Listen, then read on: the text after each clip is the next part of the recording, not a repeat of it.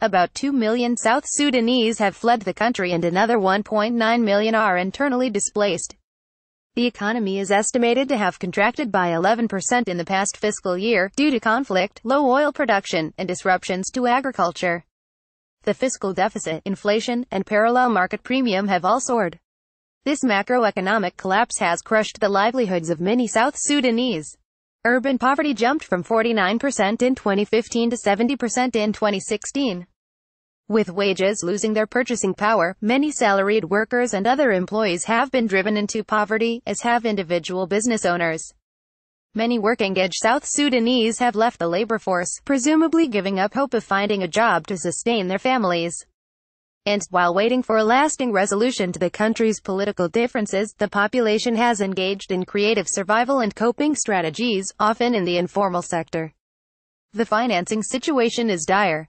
Not only is the government financing itself through accumulated arrears to civil servants, many of whom have not been paid for months and are often no longer working, but it has accumulated large contingent liabilities on its balance sheet. Deficits associated with the war and with security spending have been financed by printing money, driving inflation. The monetization of the fiscal deficit by the Bank of South Sudan explains the country's high inflation. The rate of inflation peaked at 550% in September 2016. Pace of the printing of money has slowed in recent months, so inflation decelerated to 102% during September 2016 to September 2017. Consumer Price Index for South Sudan, published by the National Bureau of Statistics in November 2017. Notwithstanding the recent downward trend, galloping inflation continues to put many households in both urban and rural areas in a stressful situation because they are unable to afford even the minimum food basket. Which stabilization path for South Sudan? A new World Bank Group report, Taming the Tides of High Inflation, discusses policy options to help stabilize South Sudan's economy. The key policy priority for South Sudan is to restore peace, order, and security. These are crucial preconditions for any successful macroeconomic stabilization plan.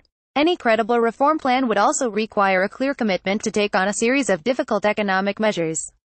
Effective post-conflict economic programs have often sequenced stabilization programs with structural and institutional reforms. Yet, the latest economic and security developments in South Sudan indicate that, despite the urgent need for, inter alia, fiscal consolidation and exchange rate adjustment, the government remains absorbed in conflict-related issues. Currency reform, at least with or without reforms, South Sudan is confronted with clear exchange rate choices and trade-offs. Under the current managed float, monetary policy is in search of a nominal anchor. Theoretically, the growth rate of money supply and, at a later stage, the growth rate of inflation targeting are potentially strong nominal anchors. Alternatively, South Sudan could opt for an exchange rate anchor and adopt a fixed or pegged exchange rate regime. It would then be important to ensure that the exchange rate is pegged at a rate that is compatible with macroeconomic fundamentals, which would close the gap between the official and parallel exchange rates. Considering its limited institutional capacity, the lack of independence of its central bank, and significant credibility problems in its recent history, it is highly unlikely that South Sudan has the capacity to follow a credible money-based stabilization plan. Another option would be to follow an exchange rate-based stabilization plan. Inflation could be tamed through a hard peg of the South Sudanese pound to the dollar. The disadvantage of hard pegs is the loss of autonomous monetary policy. But, at the current state of institutional development in South Sudan, such autonomy might be an illusion.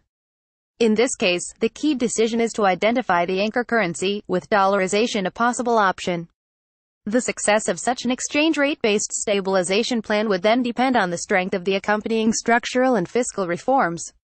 Taming the tides of high inflation in South Sudan, in the first instance, requires peace and security, and then the political will to pursue a strong and credible stabilization plan. Short of this, the country risks spiraling further toward being a failed state.